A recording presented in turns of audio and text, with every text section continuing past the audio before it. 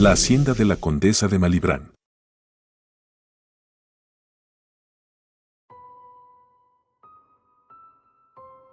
Mi nombre es Sebastián Ramírez y soy historiador especializado en la época colonial mexicana.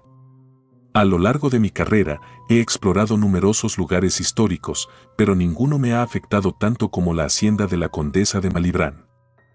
Ubicada en una remota región de Veracruz, esta hacienda ha sido objeto de numerosas leyendas y cuentos de horror. Cuando se me presentó la oportunidad de investigar su historia, no pude resistirme, aunque pronto me arrepentiría de mi decisión. Llegué a Veracruz una tarde lluviosa, un presagio inquietante de lo que estaba por venir. La hacienda estaba a varias horas de la ciudad, en un paraje solitario y olvidado. La carretera que me llevó allí estaba llena de baches y rodeada de una densa selva que parecía cerrarse sobre el vehículo.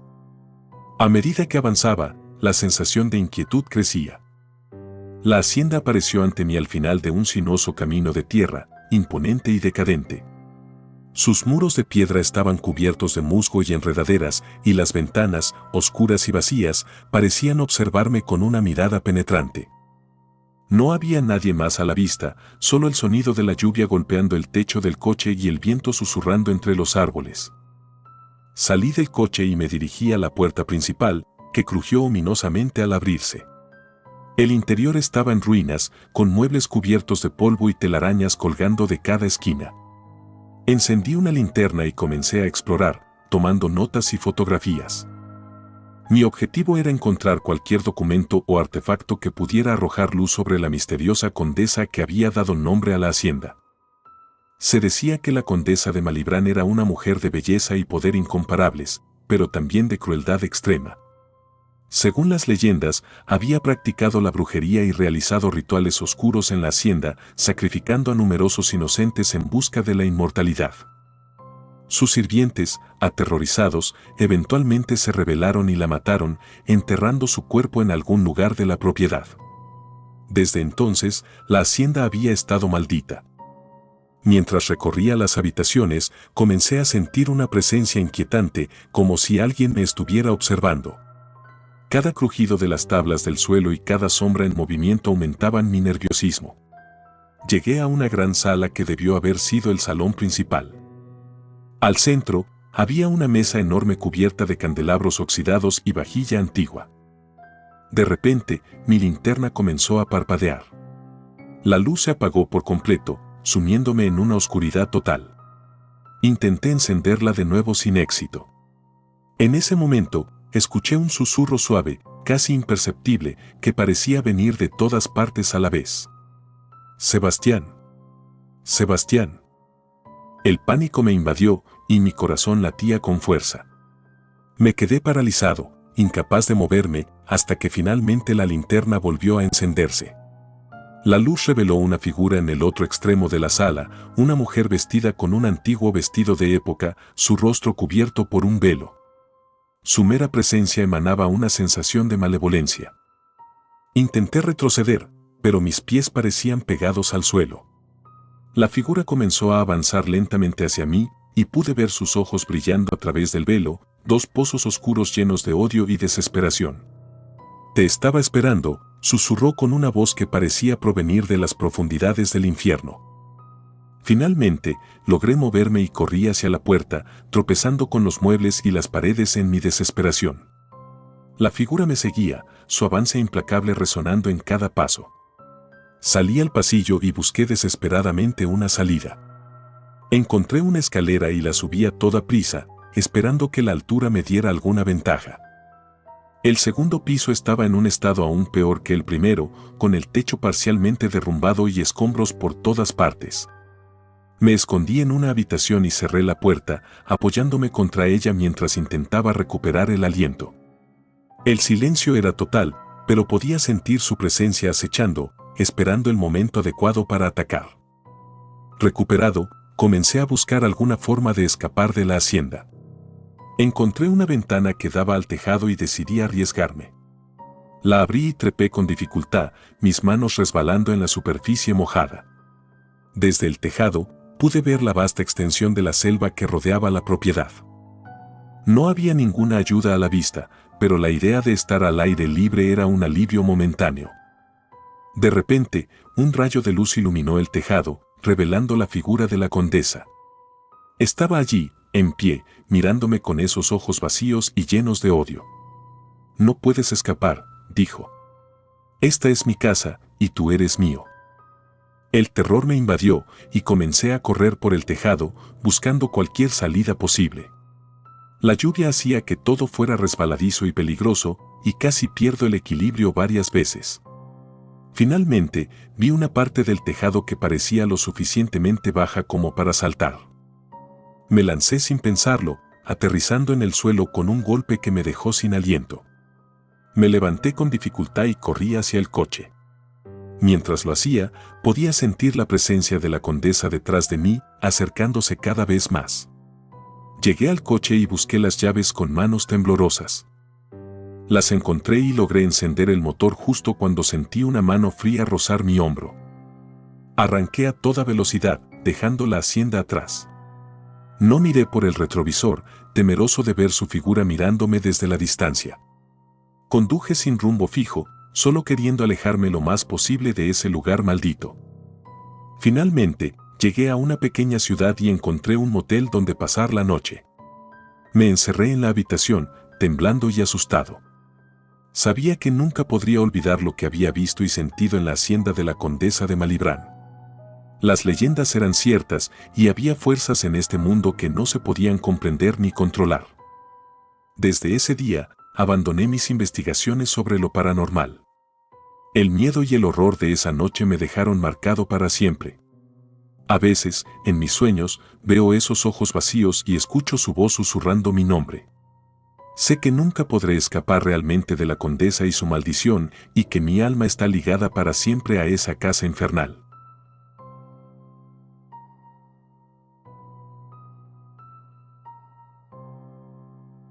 Las ruinas de la quemada.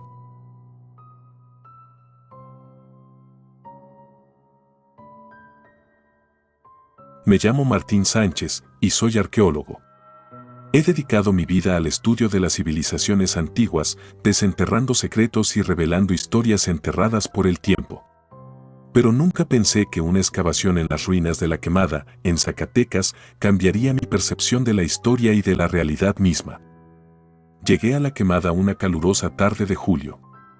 El sol brillaba intensamente y el aire seco y polvoriento parecía adherirse a la piel. La imponente estructura de las ruinas se erigía en el horizonte, una visión fascinante y misteriosa. Había oído hablar de la Quemada, un sitio arqueológico envuelto en enigmas y leyendas de sacrificios humanos y rituales oscuros. Pero nada me había preparado para lo que estaba a punto de descubrir. Mi equipo y yo habíamos recibido un permiso especial para excavar en una zona recientemente descubierta, un área que prometía revelar más sobre la cultura y las prácticas de los antiguos habitantes. Instalamos nuestro campamento cerca de las ruinas y comenzamos a trabajar al día siguiente. El primer día de excavación fue prometedor. Encontramos restos de cerámica, herramientas de piedra y huesos humanos, algunos de los cuales parecían haber sido sometidos a rituales. La emoción del descubrimiento nos impulsaba a seguir adelante, ignorando el cansancio y el calor abrasador. Sin embargo, a medida que pasaban los días, empezamos a notar cosas extrañas. Uno de los miembros del equipo, Javier, juró haber visto sombras moviéndose entre las ruinas al caer la noche. Otros mencionaron haber escuchado susurros en un idioma desconocido. Al principio, atribuí estos relatos a la fatiga y la sugestión, pero pronto me di cuenta de que algo más estaba sucediendo. Una noche, después de un largo día de trabajo, decidí dar un paseo por las ruinas. La luna llena iluminaba el paisaje con una luz plateada, creando un ambiente irreal y fantasmagórico. Mientras caminaba entre las estructuras de piedra, sentí una extraña sensación de inquietud, como si estuviera siendo observado. Me detuve frente a una pirámide parcialmente derruida y encendí mi linterna. Al apuntar el haz de luz hacia la base de la estructura, vi algo que me dejó helado, una figura humana, apenas visible, se desvanecía en la oscuridad. Pensé que era uno de los miembros del equipo, pero al llamar su nombre, no recibí respuesta. Decidí investigar más de cerca. Al acercarme a la pirámide, noté un estrecho pasadizo que se adentraba en las entrañas de la estructura. La curiosidad pudo más que el miedo y decidí adentrarme en el pasadizo con la linterna en una mano y una libreta en la otra. El interior era frío y húmedo, un marcado contraste con el calor exterior. Las paredes de piedra estaban cubiertas de extraños símbolos y dibujos que no reconocía. A medida que avanzaba, el pasadizo se estrechaba y el aire se volvía más pesado. Finalmente, llegué a una pequeña cámara subterránea. Lo que vi allí me dejó sin aliento. En el centro de la cámara había un altar de piedra, manchado de lo que parecía ser sangre seca. Alrededor del altar había huesos y cráneos humanos, dispuestos en un patrón ritual. Pero lo más perturbador era una figura esquelética, envuelta en lo que parecía ser ropas ceremoniales, con una máscara de jade que cubría su rostro. Sentí una presencia detrás de mí y me giré bruscamente. No había nadie allí, pero el aire estaba cargado de una energía inquietante. Decidí tomar algunas fotos y hacer anotaciones rápidas antes de salir de la cámara. Mientras lo hacía, escuché un susurro, apenas audible: «No debiste venir aquí». El pánico comenzó a apoderarse de mí. Apagué la linterna y corrí de regreso por el pasadizo, sintiendo que algo me perseguía. Al llegar al exterior, me detuve para recuperar el aliento y miré alrededor. Las ruinas estaban en silencio, pero el sentimiento de ser observado persistía. Esa noche, compartí mi experiencia con el equipo. Javier me miró con una expresión de terror en sus ojos y dijo que él también había visto la figura esquelética en sus sueños. Otros miembros del equipo comenzaron a relatar sus propias experiencias inquietantes y todos coincidimos en que algo oscuro acechaba en la quemada. Decidimos continuar con la excavación, aunque con una sensación de cautela y miedo. Al día siguiente, encontramos más restos humanos, muchos de ellos con signos de sacrificio. Parecía que la cámara subterránea que había descubierto era un antiguo templo de sacrificios.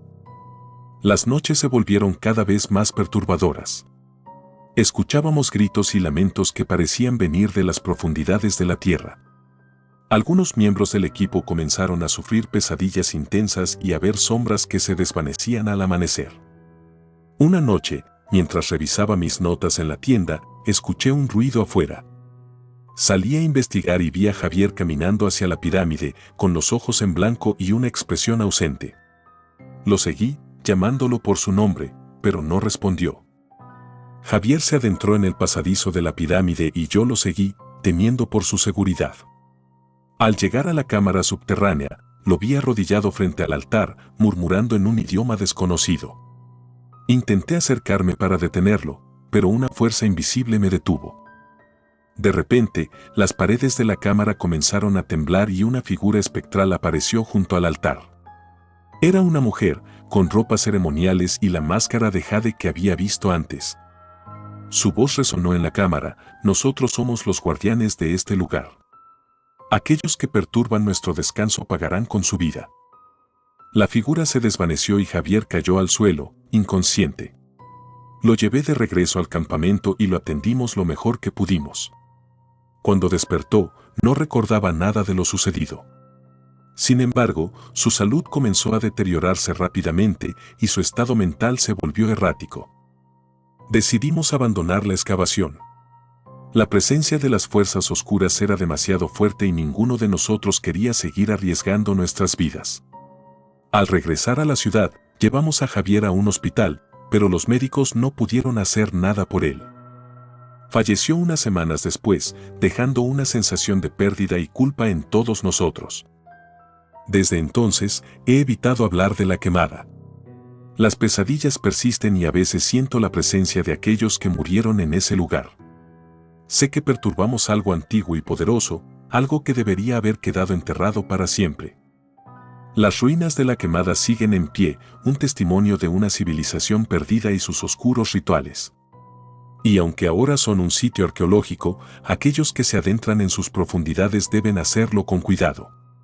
Porque en la quemada, los muertos no descansan en paz y los secretos enterrados pueden cobrar un precio muy alto. Yo, Martín Sánchez, nunca podré olvidar lo que vi y sentí en la quemada. Y cada vez que escucho un susurro en la oscuridad o veo una sombra en el rabillo del ojo, sé que los espíritus de las antiguas ruinas aún están conmigo, recordándome que hay lugares en este mundo donde el mal nunca muere.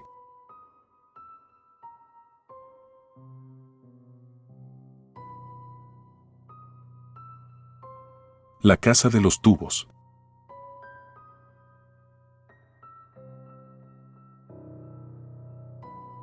Mi nombre es Manuel Herrera, y soy un periodista que se especializa en historias paranormales. A lo largo de mi carrera, he investigado numerosos lugares embrujados y fenómenos inexplicables, pero ninguno me ha afectado tanto como mi experiencia en la Casa de los Tubos en Monterrey, Nuevo León. Todo comenzó cuando recibí un correo electrónico anónimo que me invitaba a investigar la famosa Casa de los Tubos. La curiosidad me llevó a aceptar la invitación, sin saber que esta decisión marcaría el inicio de una de las experiencias más aterradoras de mi vida. La Casa de los Tubos es una estructura inacabada, abandonada en lo alto de una colina, conocida por su inusual arquitectura y las leyendas que la rodean. Se decía que el proyecto de construcción fue abandonado después de que una niña en silla de ruedas cayera de las escaleras y muriera durante una visita. Desde entonces, la casa ha sido objeto de rumores y cuentos sobre apariciones y sucesos extraños. Llegué a Monterrey una tarde soleada, y tras obtener las indicaciones necesarias, me dirigí a la casa. La estructura se alzaba como una gigantesca carcasa de concreto, rodeada de maleza y grafitis. Aparqué mi coche y me acerqué a la entrada, sintiendo un escalofrío recorrer mi espalda. La casa parecía observarme con sus ventanas vacías, como ojos oscuros que escondían secretos terribles. Entré al edificio con mi equipo, una linterna, una grabadora de audio y una cámara. El interior era tan desolador como el exterior. Los muros desnudos y el eco de mis pasos me hicieron sentir insignificante en medio de aquella estructura monstruosa. Comencé a explorar, tomando notas y fotos, mientras la luz del sol se desvanecía lentamente, sumiendo la casa en una penumbra inquietante. A medida que avanzaba, noté que la temperatura parecía descender inexplicablemente y una sensación de inquietud comenzó a apoderarse de mí. Llegué a una habitación amplia, presumiblemente el salón principal, con enormes ventanales que dejaban entrar los últimos rayos del sol. Fue entonces cuando escuché el primer sonido extraño, un susurro suave, casi imperceptible, que parecía provenir de todas partes y de ninguna en particular. «¿Hola? ¿Hay alguien aquí?», pregunté en voz alta, aunque no esperaba respuesta. El susurro cesó y el silencio volvió a llenar la habitación. Decidí continuar mi exploración, subiendo por una escalera empinada que llevaba al segundo piso. Cada paso que daba resonaba en la estructura, amplificando mi soledad. El segundo piso estaba aún más deteriorado que el primero, con escombros y grafitis cubriendo casi todas las superficies. Entré en lo que parecía ser una habitación infantil, con restos de juguetes y muebles rotos esparcidos por el suelo. Sentí un nudo en el estómago al imaginar la tragedia que había ocurrido allí. De repente, la temperatura bajó aún más y una neblina ligera comenzó a llenar la habitación. Fue entonces cuando vi la primera aparición, una figura pequeña y borrosa que se desvanecía y reaparecía cerca de la ventana. Era una niña, con un vestido blanco sucio y cabello oscuro que le cubría el rostro. Mi corazón se aceleró y me quedé paralizado, sin saber qué hacer. La figura se giró lentamente hacia mí, revelando un rostro pálido y ojos vacíos, llenos de una tristeza infinita. Extendió una mano hacia mí y pude escuchar un débil «ayúdame», antes de que desapareciera por completo. Traté de recuperar la compostura y grabar una nota de voz sobre lo que acababa de presenciar, pero mis manos temblaban demasiado. Salí de la habitación apresuradamente, sintiendo que algo, o alguien, me observaba desde las sombras. Decidí descender al primer piso y revisar el sótano, una zona que había evitado hasta ese momento. La entrada al sótano estaba oscura y el aire era denso, como si ocultara siglos de secretos y sufrimientos. Encendí mi linterna y bajé lentamente, sintiendo que cada paso me acercaba a algo terrible. El sótano era una red de pasillos estrechos y habitaciones pequeñas, algunas llenas de escombros y otras completamente vacías. Mientras avanzaba, comencé a escuchar un murmullo similar al que había escuchado antes, pero más fuerte y desesperado. No debería estar aquí, pensé, pero mi curiosidad me empujó a seguir adelante. Llegué a una habitación al final del pasillo, que parecía ser el origen de los murmullos.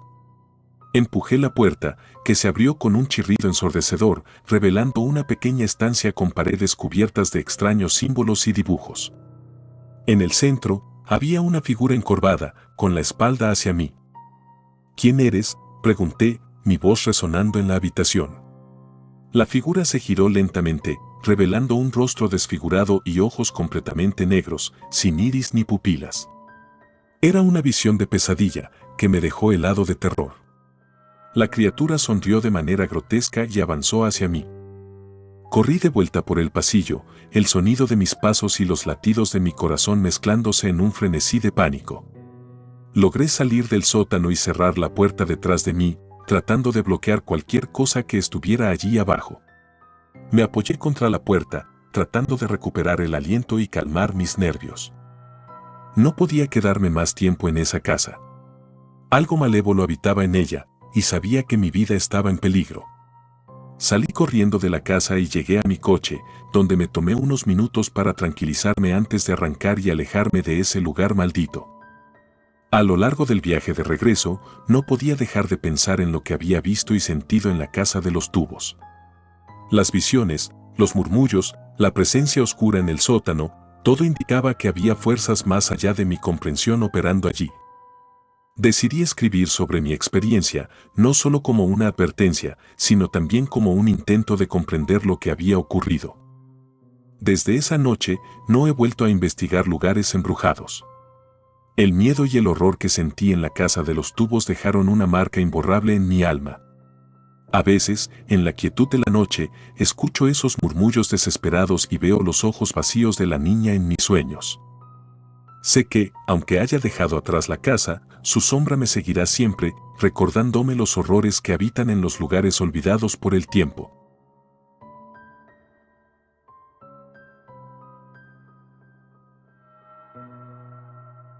El Palacio de Lecumberri.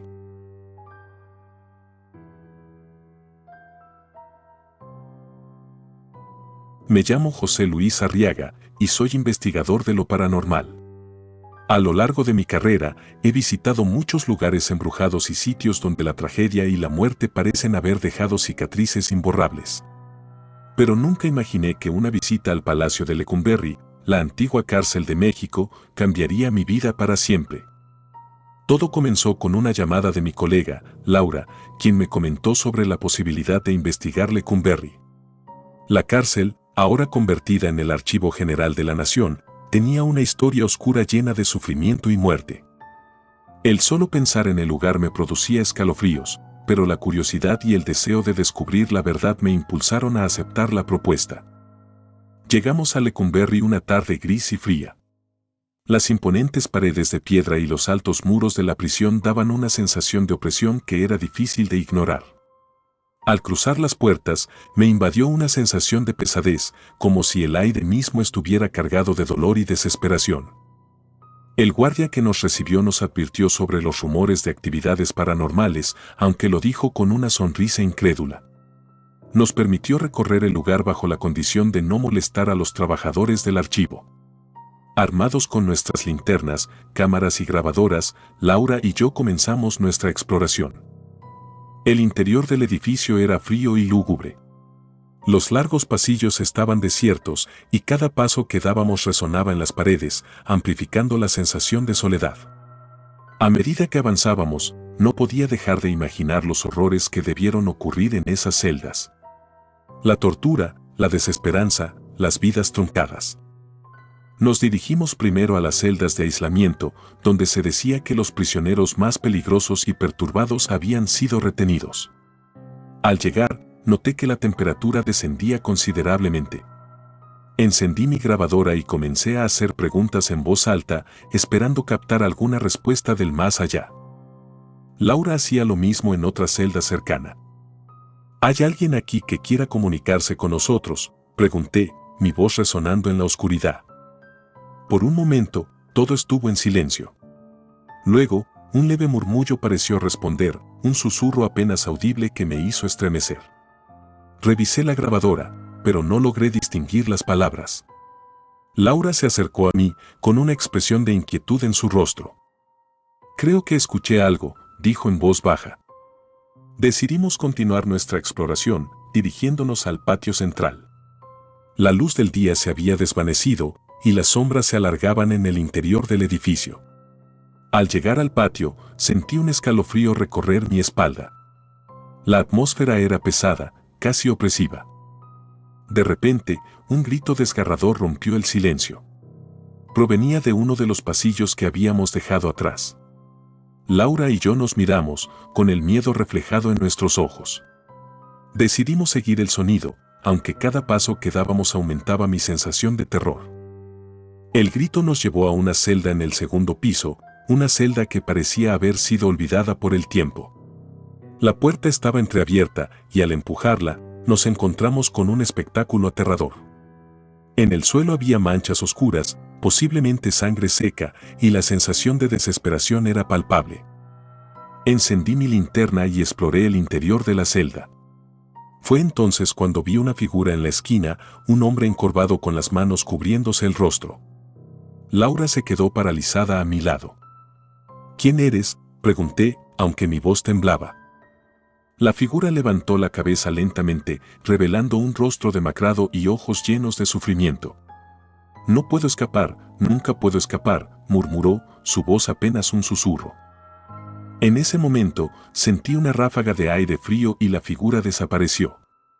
Laura y yo salimos de la celda apresuradamente, tratando de racionalizar lo que acabábamos de ver. Decidimos revisar las grabaciones más tarde, pero sabíamos que habíamos presenciado algo fuera de lo común. Nos dirigimos a la biblioteca del archivo, un lugar donde se decía que se escuchaban pasos y voces en la noche. Al entrar, la atmósfera cambió drásticamente. El aire estaba cargado de una energía extraña y los estantes llenos de libros y documentos antiguos parecían observarnos. Comenzamos a explorar, haciendo preguntas y tomando fotos. Fue entonces cuando escuché un susurro junto a mi oído: «Ayúdame». Me giré rápidamente, pero no había nadie allí. Laura también lo había escuchado y su rostro reflejaba el mismo miedo que sentía yo. Decidimos separarnos para cubrir más terreno. Mientras Laura revisaba los documentos, me dirigí a una pequeña sala al final de la biblioteca. Al entrar, la temperatura bajó drásticamente y la puerta se cerró de golpe detrás de mí. Sentí una presencia detrás de mí y me giré lentamente, con el corazón latiendo desbocado. Allí, en la penumbra, vi la figura de una mujer, vestida con un antiguo uniforme de prisionera. Su rostro estaba pálido y sus ojos, llenos de tristeza, parecían suplicar algo. Intenté hablar, pero mi voz no salía. La mujer extendió una mano hacia mí y, en un susurro casi inaudible, dijo: «Ayúdame a encontrar la paz». En ese momento, la puerta se abrió de golpe y Laura apareció, con el rostro desencajado por el miedo. «Tenemos que salir de aquí, ahora», dijo, y no necesité más convencimiento. Salimos corriendo de la biblioteca, sintiendo que algo nos seguía. Al llegar al patio central, nos detuvimos para recuperar el aliento. La sensación de opresión había disminuido, pero ambos sabíamos que habíamos presenciado algo más allá de nuestra comprensión. Decidimos que era suficiente por una noche y nos dirigimos a la salida. Antes de irnos, el guardia nos preguntó si habíamos encontrado algo interesante. No supimos qué responder. Nos miró con una sonrisa irónica y dijo: «Les dije que este lugar tiene sus secretos. No son los primeros en ver cosas». De vuelta en el hotel, revisamos las grabaciones. Escuchamos los susurros, los gritos y las voces que habíamos captado, y supimos que nuestra experiencia en Lecumberri no había sido una alucinación.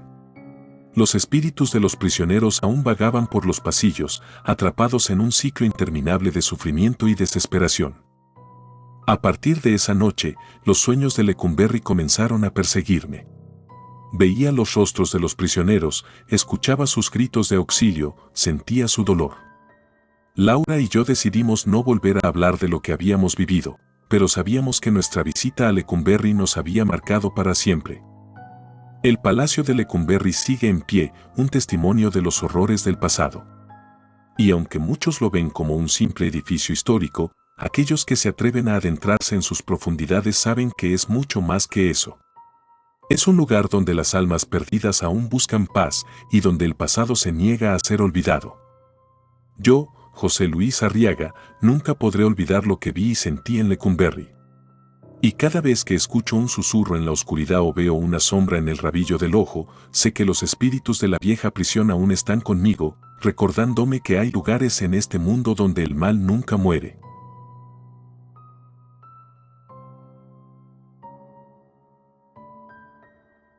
Gracias por tomarse el tiempo de escuchar nuestros relatos de terror, espero y haya sido de su agrado.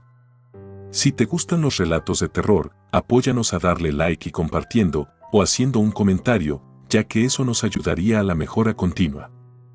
Si aún no estás suscrito o suscrita, los invito a que lo hagan para que no se pierdan de los mejores relatos de terror de Lamentos de la Noche.